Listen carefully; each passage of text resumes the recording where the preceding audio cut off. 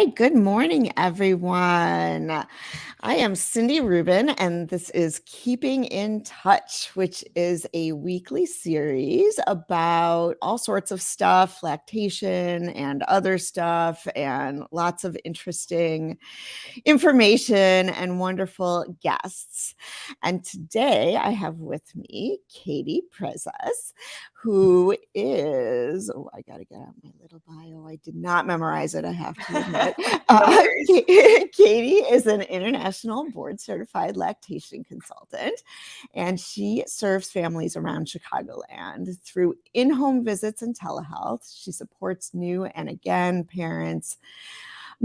again parents in breastfeeding, pumping, weaning, and everything else related to infant feeding. With an additional certification in perinatal mental health, which we're going to focus a little bit on today, Katie also supports the overall well-being of parents, understanding their emotional and mental health and developing feeding plans that best align with their circumstances and helping them achieve their feeding goals. So welcome, Katie. Thanks so much for having me. So happy to have you on here.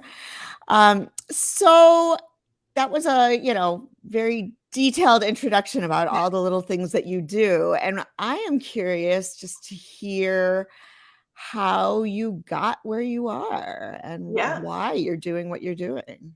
Yeah. So like Dr. Rubin said, I'm Katie Prezas. I'm an IBCLC and I own a private practice called Empowering Lactation. This is new for me. So I've only been in the lactation and kind of perinatal health world for a couple of years now. Before that, I was a business person. So I still kind of approach a lot of what I do from that mindset, doing, working in businesses of different sizes for, the first 15 to 20 years of your adult life. Instills a lot of skills, I think. So absolutely. I wish I had those skills. I know, right? I actually have a master's degree in industrial and organizational psychology, which is basically psychology for work. And prior to this career change, I worked in HR, business operations, that sort of thing. Most recently for my husband's business.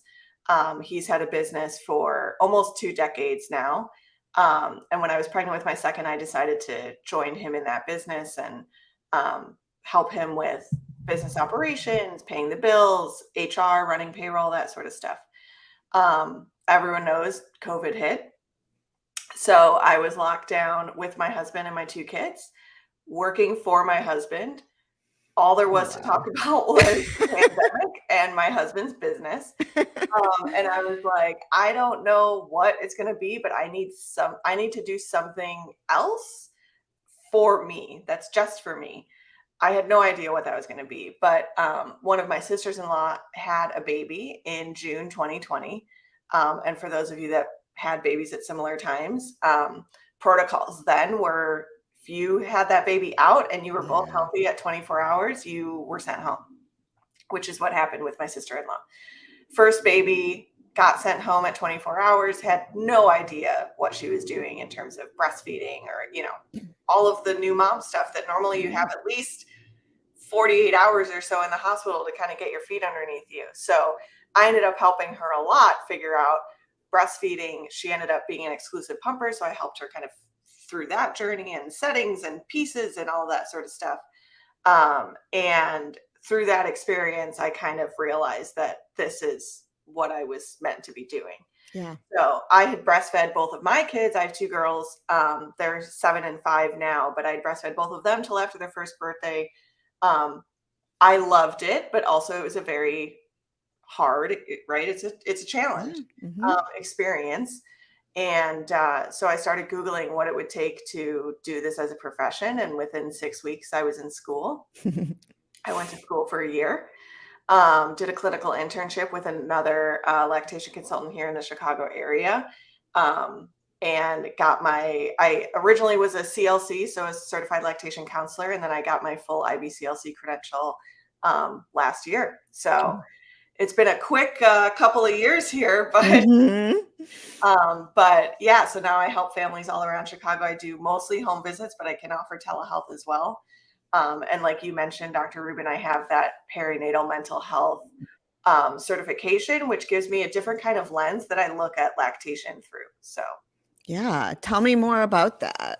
yeah. So, when I was in my lactation training, they cover everything under the sun related to lactation, obviously. And one tiny, tiny piece of that was PMADs. And I was like, what's a PMAD? Right. And basically, that's the new term for postpartum depression, anxiety, OCD, all of those things. And so we covered it for maybe an hour or two. And when I was listening to those lectures, I started thinking that this was really an opportunity area for me, but for lactation in general, home visiting lactation consultants, which was my plan from the beginning, right? Because we as professionals are seeing families in the first, usually 2 weeks or so after they get discharged, sometimes just within the first couple of days even. Right. And we have an opportunity there to be screening for anxiety, depression, things beyond the baby blues, right? Everyone kind of thinks of the baby blues as a normal part of the postpartum experience, but how do you know if it's turning into something else? And waiting till that 6-week OB checkup feels like eternity when you're caring for a newborn and you're sleep deprived and you're still in physical recovery. And so I that piqued my interest. So after I was done with my lactation training, I had looked further into getting more training just in perinatal mental health. I'm not a therapist, I'm not a counselor, but I found a program through Postpartum Support International, which is the only organization that certifies professionals in perinatal mental health.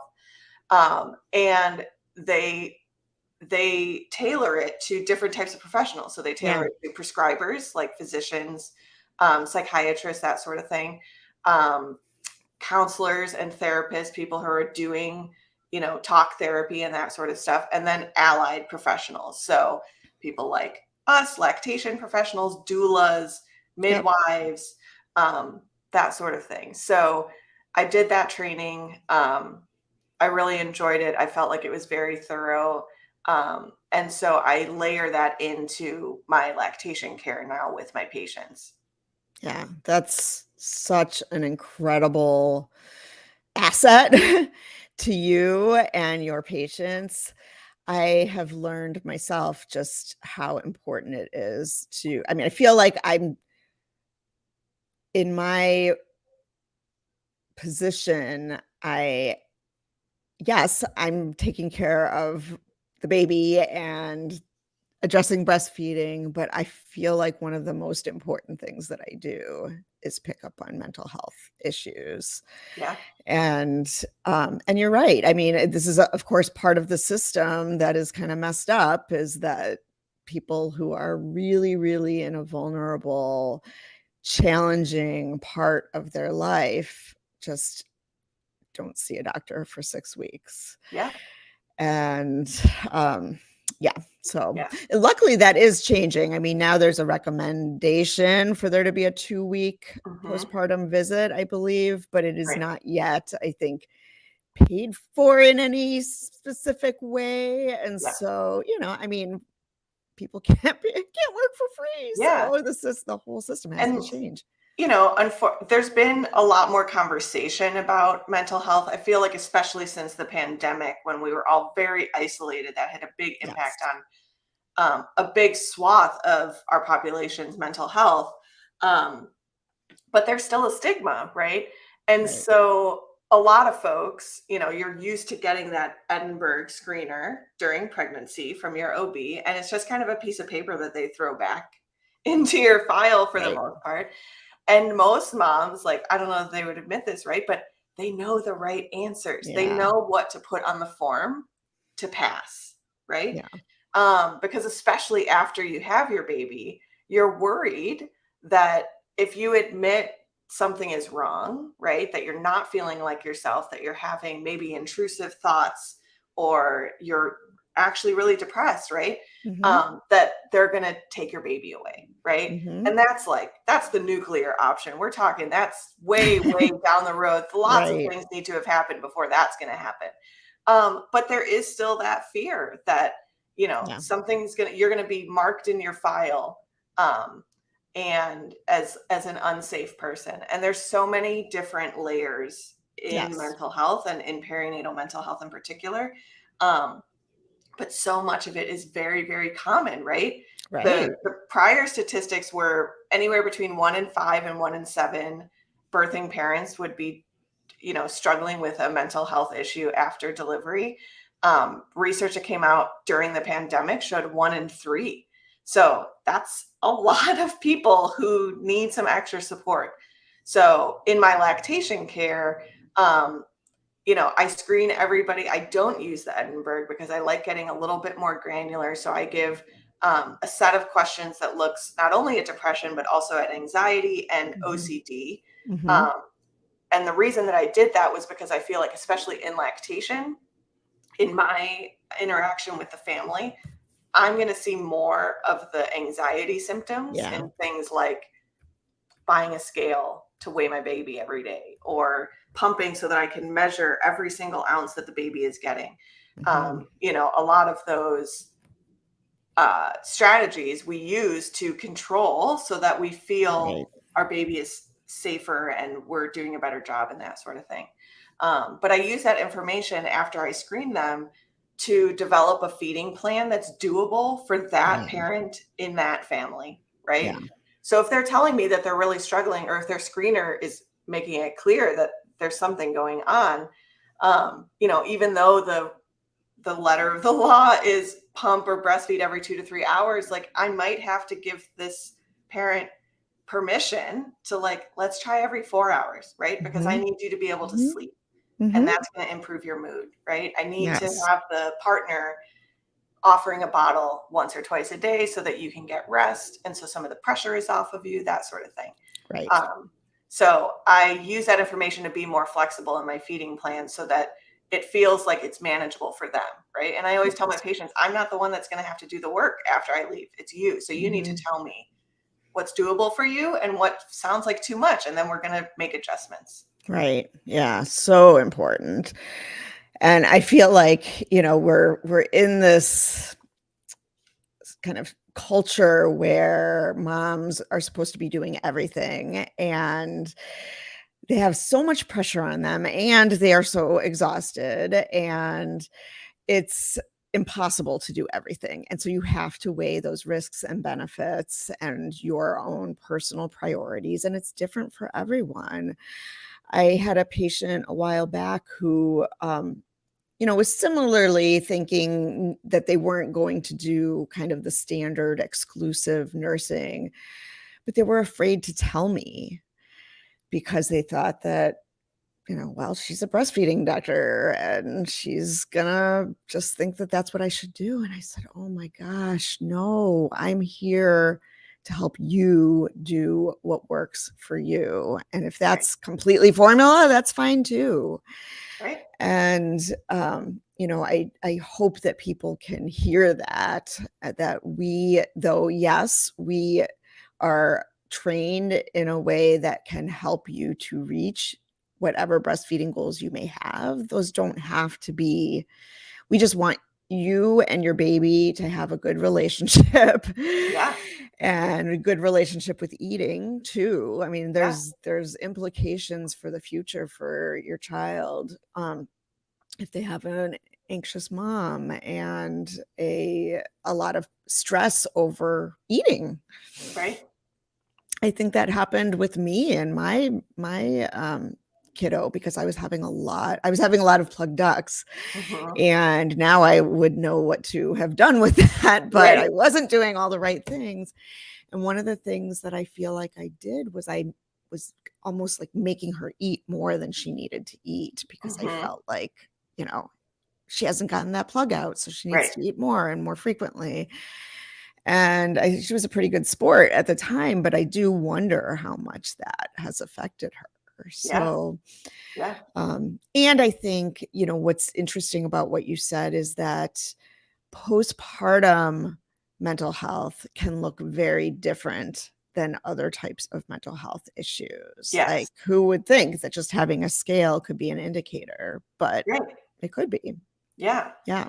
And I think I was on a meeting the other day, and we were talking about how people that are already seeking mental health care, so they have a therapist that they really like, maybe they've seen them for years, um, then they get pregnant and they have a Mhm. baby and they're struggling postpartum, but that therapist is very well trained and very experienced, but not in perinatal Right. mental health. And Right. it's its own animal, Yeah. and so sometimes, it's not that we're ditching that therapist, it's that for a brief period of time, we might need someone who's a little better specialized in this specific period, right? Right. Um, because mental health issues, they present differently. Mhm.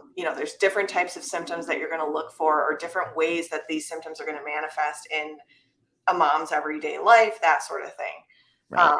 So someone who's even a very experienced therapist, if they don't have a lot of experience or training in perinatal clients, they're doing the best they can, but could you get better care with someone with specialization? Maybe. Mhm. Mhm. So knowing that that's okay, right? Yeah.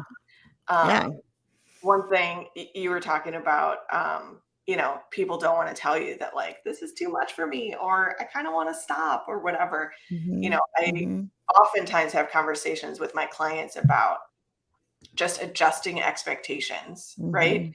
I feel like a lot of people go into pregnancy and then go into postpartum and they think it's either 100% breastfeeding or 100% Right. formula.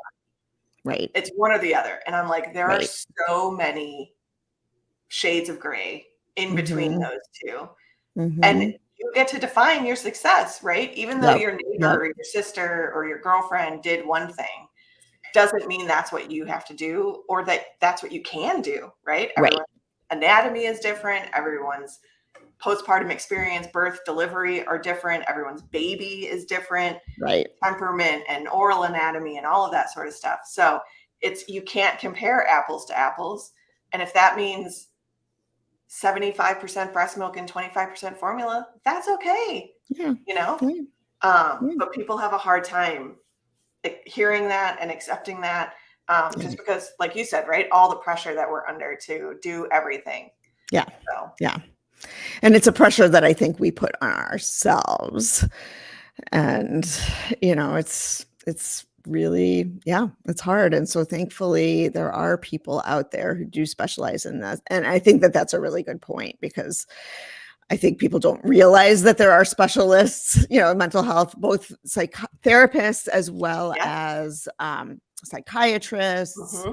as well as lactation consultants Yeah. who have that, who are going to be able to pick up maybe on things that other people can't, because they just weren't trained in that. Yeah. So having that training and meeting those people in the perinatal mental health world led you to become more involved, right, in the organization as well. And there's a um, there's a walk Yeah. every year it takes place at different times in different cities, I believe. Yeah. And you are kind of heading up the walk in Chicago, right? Yeah. Yeah. Yeah. So PSI, which I mentioned, is the group that provides the PMH-C credential. Their biggest kind of fundraiser for the year is called Climb Out of the Darkness. I co-led the walk last year in Chicago. We had it in Humboldt Park. I'm leading the walk again this year. So this year it's going to be in October. Still waiting for my permit to come through, so we're holding off on the date and the location, but Okay. hopefully very soon. Um, but yeah, so Climb Out of the Darkness is um, a community building, awareness building, and fundraising activity for Postpartum Support International. So PSI provides free services for families all around the world, um, related to perinatal mental health. So they have more than 24 free online support groups every month that anyone who is interested can go on their website, sign up for free, join. They have a handful of general groups that's just perinatal mood and anxiety, support groups, but then they have also very specific groups.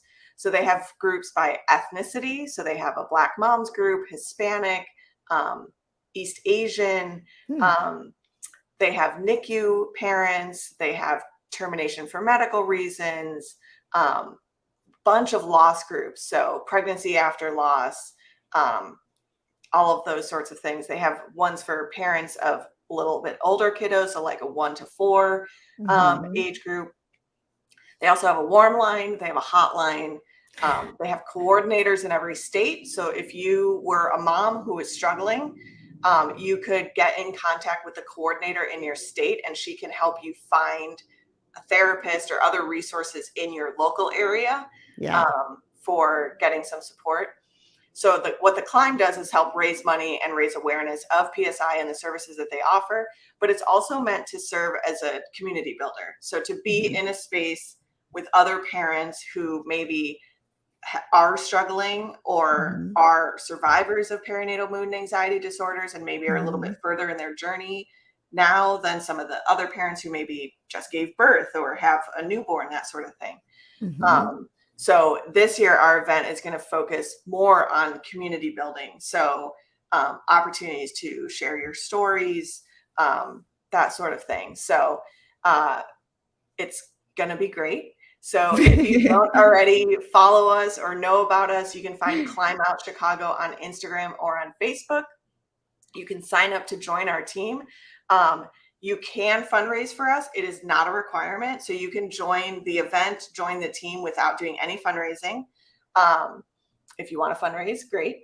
And then we post all sorts of stuff on social media about the event, but also just about perinatal mood and anxiety disorders and parenting and that sort of stuff. So if you're looking for a place to just get some uplifting messages, get some info maybe that might be helpful for you, please follow us. We share stuff pretty regularly on social media. So we would love to have you there. It was a very, very lovely event last year. The rain kind of got in the way a little bit, but it was kind of nice to have that little area that everybody was in. We had a really good turn. I mean, it was raining cats and dogs last year, and we had an amazing turnout. So hopefully the weather holds out for us this year. But it was really great. So I'm excited to host it again this year. It'll be a little bit different, but hopefully just as good. So yeah, I'm sure, especially if we have you leading it, then can't go wrong. So what kind of message, I mean, you've really already kind of touched on this, but being in the position that you're in and seeing the journeys that people are going through, what would you like to just say to our viewers to help them get through it? Yeah, that's a really good question. So I'm going to start by giving the very simple pieces of advice that I give in session with my clients related to supporting your mental health, that when you have a 2-day-old or a 2-week-old, you don't even think of, because you're so engrossed in keeping this tiny human alive and you're sleep deprived and all of the things. Go outside once a day, right? 10 minutes, get out of your 4 walls. It can be the slowest walk you've ever taken in your life, but like walk around the block, get some fresh air, get some sunshine, hopefully. It seems like we're getting more sunny days now. Yes. But that can make a big difference in your mood and how you're feeling. And especially when your spouse or your partner isn't there to help you, being inside with your baby in the same location for multiple days at a time can feel very overwhelming. So go outside once a day, 10 minutes, that's your homework. The next thing I always tell people is eat food. I don't care what food. It can be McDonald's 3 times a day if it has to be, or pizza 3 times a day. Eat something, right? Because especially breastfeeding parents, sometimes it can feel like we're going feeding to feeding to feeding, and we don't even get a chance to like go to the bathroom. Right. So like making sure 2 or 3 times a day you're eating something. And I always tell my parents. You can eat the spicy, you can eat the sushi, Right. you can eat whatever you want now that the baby's here. Go eat all the things that you love to eat, but eat something. Yes. Staying a reasonably amount hydrated, right? Drink some Yes. water. It doesn't have to be an insane amount of water, but like some water, right? These Yep. things are gonna help you feel better, feel more energized, that sort of thing. And then trying to rest, right? I usually build into my lactation care plans a strategy for getting a 3 or 4 hour stretch of sleep without impacting your milk supply. So if you need help developing a plan like that, obviously reach out to a lactation consultant. But leaning on people who are offering to help, Yes. us as women and us as moms, when people offer to help, a lot of times we're like, no, we're okay, right? The first like month or two postpartum, every time someone offers to help, say yes.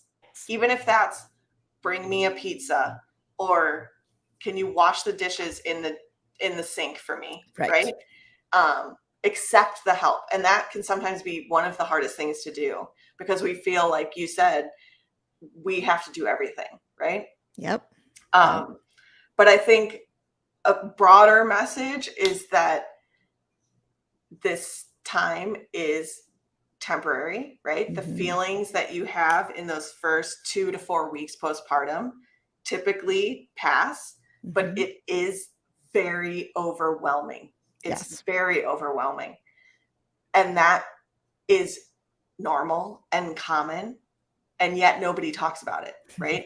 Everyone that comes to visit you, or everyone, coworkers and random distant relatives and stuff, isn't this so magical? Isn't this the happiest time of your life, right?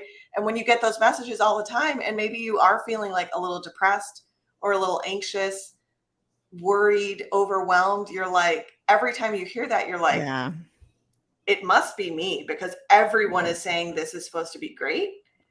And no one's saying that sometimes it kind of sucks, Yeah. I haven't taken a shower in 3 days, like that sort of stuff, right? Yeah. So find one person in your life, a mom. It can be your sister, your sister-in-law, your girlfriend, a coworker, whatever, who has a kid maybe a little bit older than yours, or maybe if you have a newborn, they have a 1 or 2 year old.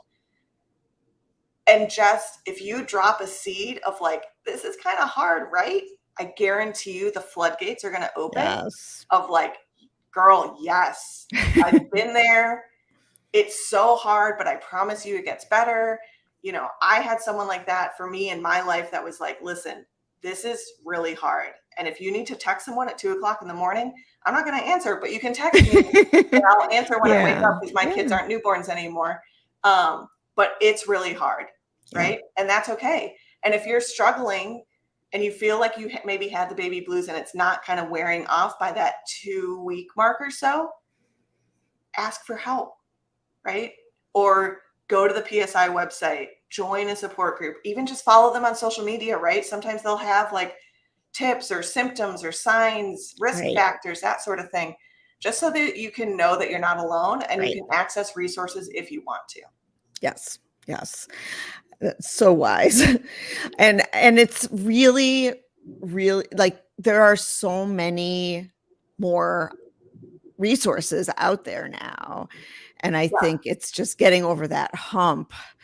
I know a lot of the time people, when they are depressed or anxious and may or may not realize it, but they know something's off, just reaching out can take such a huge weight off of your shoulders, even before you've actually gotten any actual help. Just that one step can be huge, but it's also really hard to do that. And so, PSI makes it easy. Talk to whatever practitioners you are seeing, even if it's your pediatrician, they can still guide you to where you need to be if they are not your doctor. And yes, take help from everyone. I always tell people to have a little notepad on the coffee table where you just keep a running list of all the things that you need help with. And when somebody comes over, you don't need a gift. You need, or that is the gift, pick something off of this list and do it. Yeah. And that's all I need. I don't need more onesies. Yeah. Yeah. Yeah. Yeah. And, you know, to your point, you know, the hardest part is typically asking for help or going to seek support from a therapist or your doctor or whatever. Yes. And that's one of the reasons why I realize that that's a barrier. Yeah. And that's one of the reasons why I really like recommending the online support groups from PSI, because your doctor isn't going to know, right? Some people don't want their doctor to know that they're depressed, right? They don't want that in their chart. So go to the free online support group. They're basically strangers, right? These people are going to be from all over the country. You're not going to be walking down the street and see this person. Right. But I tell people, like, sometimes just being in a virtual or real room with people who are in a similar boat to you can be so normalizing. Yes. And just like, I'm not the only one who thinks these things or feels this way, right? Right. And you could even join one of those groups and maybe not participate the first time, like just soak it in, see what it's like, that sort of thing. But that's a good resource to have there. I also like the idea of like new mom groups that meet in person, having, you know, being with other parents who have babies of a similar age and are going through the same sort of adjustments as you are, even just practicing getting out of the house, right? Yep. What do I put in a diaper bag? What do I need to bring with me? Oh crap, what did I forget, right? Well, when you're going to a mom or to a support group with a bunch of other parents there, it'll all be there. Have the wipes that you forgot, right? It's okay. So, so it's hard, but, you know, little steps to, you know, make a difference. Right. But also to remember that in this day and age of social media, you know, just being on social media, people are going to post the good times and the smiles and the, you know, and so that's why these actually being a part of a group where people are much more likely to be honest about how things are is so important, especially. I call that the highlight reel. Social media is the highlight reel. It's not reality. Right. Right. So all of those other moms who are posting the perfect IG worthy pictures, like 30 minutes ago, she was crying in her bathroom. I guarantee it. Or 30 minutes after, right? One or the other. I guarantee you there were tears at some point today. She's not posting that picture. She's posting the one where her baby looks like an angel, right? Right. You know, it's funny. I just saw a post yesterday. It was kind of the opposite of that. It was showing a mom kind of having a tough time with like one baby on her lap, one baby, it looked like twins, you know, in a little bouncer, a toddler in the bathtub, and she's handling it, but she's, you know, she's clearly tired. Yeah. And it said something like, one day in the future, these are going to be the good old days. Right. Which was really interesting because it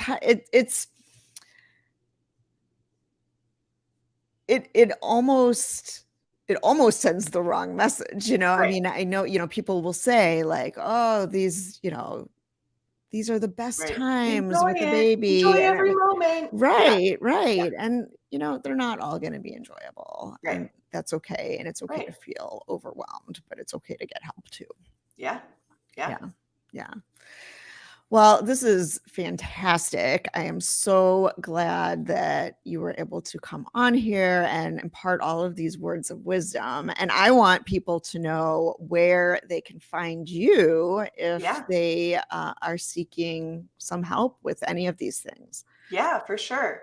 So like I mentioned, my private practice is Empowering Lactation. You can find me on Facebook or on Instagram. You can follow me there. I post breastfeeding and mental health related stuff if you just want to get some info. Empoweringlactation.com is where you can book a session with me. You can find my email there. It's hello@empoweringlactation.com. You can send me a note, or if you want to Facebook Messenger me or DM me on Instagram, you can do that too. And we can figure out how I can help you. I do home visits into the city and then in the north, northwest, and west suburbs. So I'll go pretty far out into the suburbs And then I also offer telehealth. So if folks are watching this from not the Chicagoland area, I can offer support that way as well. Great. Thank you. I have 2 questions that I ask everyone too. These are a little more fun, but so what is your favorite thing either to do in Chicago or to eat in Chicago, or just favorite thing about Chicago? Yeah. We are big pizza fans in my house. I think my husband would not be a pizza fan if you live in Chicago. Yeah. I think my husband would eat pizza literally every day if he could. So big fan of Lou Malnati's, but I'm not a deep dish girl. I'm more of a thin crust. And their Lou salad. Yeah. Love it. Yeah. I just had a guest who was also talking about pizza and was not from the Chicago area, so was also not a deep dish person. But you need to come for Malnati's with me and my family sometime, because we have a special way of ordering it that's a little different. Very basic. Yes. But classic Chicago, because my parents used to go to Uno's, like from when they moved to Chicago, when my older sister was born, and we would go once or twice a month, I feel like, growing up. And they have tried to recreate, my parents have tried to recreate the original Uno's pizza at Malnati's. Yeah. So it's a long story, but I think you'll like it if you come with me. Yeah. All right, pizza. So if you had a chance to go back and talk to your 20-year-old self, what would you tell her? Oh, that's a good one. I don't know. Probably to have more patience with myself. I'm like a classic firstborn perfectionist type person, which has led to a lot of great successes and achievements and that sort of thing. But also it's taken me, 37 years to realize that I am not my achievements, right? I'm a separate person aside from those things. So, doing more work to understand who I am as a person earlier in life. Yes. And not just the, getting straight A's and that sort of stuff. Man, it's interesting. I would say go into lactation earlier, but I don't know that I would have made that choice without having my kids, right? Like, so, and I wasn't having kids when I was 20. So, And it's interesting, actually. I have found that the younger moms don't have as much in the way of the mental health issues surrounding breastfeeding, because they don't go in with the same kinds of expectations, I think, a lot of the time. Well, they haven't had a lot of friends in their circles yet who are having kids that they hold as a standard or a goal, or maybe that's not what I want to do. I want to do this sort of thing. Versus, many parents nowadays have babies older. And so they have sometimes a lot of people in their lives already who've already had kids, and they use that as a comparison point, Right. Yeah, absolutely. Yeah. Well, it has been such a pleasure, and I look forward to seeing you at the climb. Yeah. I will watch for that date. And just know, also that both Katie and I, if you are having trouble finding whatever resources you need, and you don't think that we are the resource, we can still help you find the resource. So you're never alone. We can always lead you to the right place. Yeah. So, so thank you, Katie. Thank you, viewers. This will be housed on my YouTube channel, In Touch Pediatrics or In Touch Peds or something like that. Um, and if you do have questions later on that you want to pass along to us, you can put them in the comments and we will definitely answer when we see those pop up. So have a wonderful day. Have a wonderful weekend. And we will see you next week on Keeping in Touch. Thank you, Katie. Thanks. Have a good rest of your day. You too. Bye-bye. Bye.